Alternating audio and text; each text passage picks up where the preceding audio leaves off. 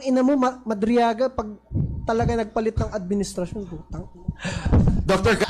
Alam mo ba't ako nagagalit? Una, hindi talaga kilala yan sa PSG, VP PSG, sa security detail ng Pangulong Duterte at Vice President Sara Duterte. Ang dami nagte-text sa amin sa Duterte Youth Party List.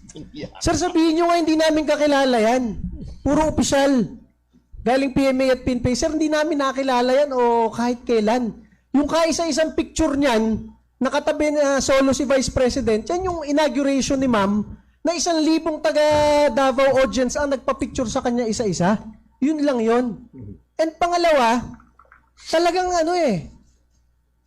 ang Duterte Youth Party List, nakakuha ng pinakamalaking boto ng ating mga pulis at sundalo, gusto lang ipaabot ng ating mga pulis at sundalo na hindi man lang namin naging kasama yan, kahit private sa armed forces, kahit patrolman sa PNP, huwag niyang sabihin na kung ano-anong claims niya sa buhay dahil kalokohan, alam ng lahat ng security agencies ng ating bansa, Mr. Madriaga.